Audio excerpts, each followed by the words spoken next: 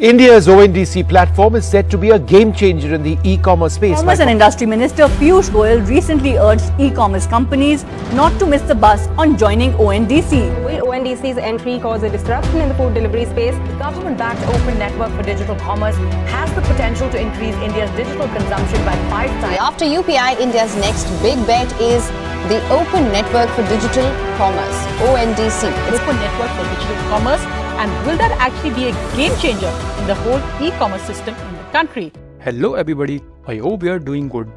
Indian retail industry की market size currently $1 trillion के आसपास है और 2032 तक ये मार्केट साइज बढ़कर डबल हो जाएगी, मतलब $2 ट्रिलियन। अगर ई कॉमर्स की बात करें तो इंडिया में 1 करोड़ से ज्यादा सेलर अपने प्रोडक्ट्स ऑनलाइन सेल करते हैं Amazon, Flipkart and other platforms के थ्रू। और अगर बायर्स की बात करें तो इंडिया में 30 करोड़ लोग रेगुलर बेसिस पर ऑनलाइन शॉपिंग करते हैं। इस बढ़ती ई कॉमर्स मार्केट को देखते हुए और इंडियन ई कॉमर्स सेक्टर को नेक्स्ट लेवल पर ले जाने के लिए रिसेंटली ही गवर्नमेंट ने एक प्लेटफॉर्म लॉन्च किया है ONDC। इसका मतलब है open network for digital commerce, जिसे लोग ई कॉमर्स का UPI भी कह रहे हैं। लेकिन ये ONDC एग्जैक्टली है क्या और ये वर्क कैसे करता है?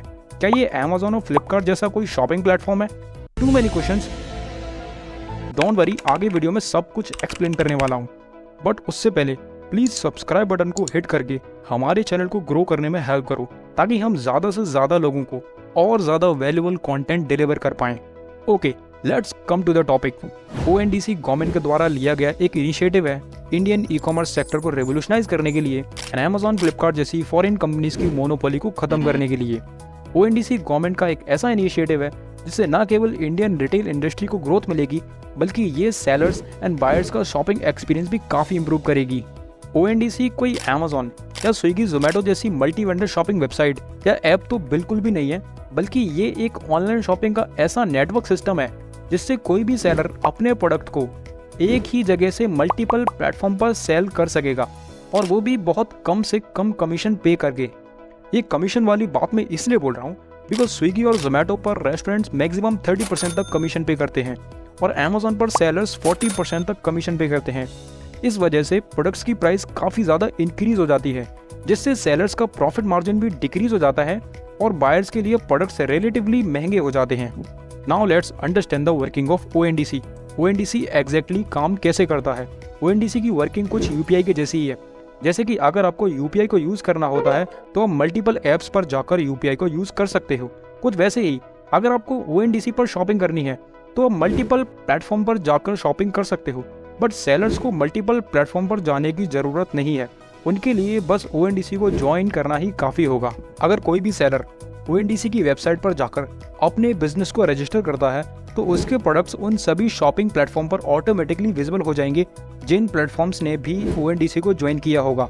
मतलब अब सेलर्स को अलग अलग शॉपिंग प्लेटफॉर्म पर जाकर खुद को एज अ सेलर रजिस्टर नहीं करना पड़ेगा और उन प्लेटफॉर्म पर तरह तरह के कमीशन एंड चार्जेस भी पे नहीं करने पड़ेंगे। Currently Paytm, Meesho, magicpin and Snapdeal जैसे पॉपुलर शॉपिंग प्लेटफॉर्म्स ने ONDC को ज्वाइन किया हुआ है और केवल विद इन 4 मंथ्स बिना किसी मार्केटिंग के ONDC ने सक्सेसफुली 35,000 सेलर्स को रजिस्टर किया है। ONDC की रैपिड ग्रोथ को देखकर ई कॉमर्स की बड़ी कंपनीज का फ्यूचर खतरे में पड़ गया है। इन कंपनीज के पास इंडियन मार्केट में सर्वाइव करने का एक ही तरीका है और वो है ONDC को ज्वाइन करना। अदरवाइज गवर्नमेंट ने तो इन कंपनीज को इंडिया से बाहर करने का पूरा प्लान बना लिया है। अब आते हैं मुद्दे की बात पर। ONDC नॉर्मल ई कॉमर्स से एक बेटर ऑप्शन क्यों है? Why you should use ONDC as a buyer और एज अ सेलर? बायर्स के लिए सबसे बड़ा एडवांटेज है wide range of products with lowest pricing at one platform. अब कस्टमर्स को अलग अलग प्लेटफॉर्म पर जाकर प्राइस चेक नहीं करना पड़ेगा। और सेलर्स के लिए सबसे बड़ा एडवांटेज है lower platform commission, wider audience and low entry barrier. ONDC पर सेलर्स इजीली अपने आसपास के एरियाज में प्रोडक्ट सेल कर पाएंगे और अगर वो चाहें तो अक्रॉस इंडिया में भी सेल कर सकते हैं।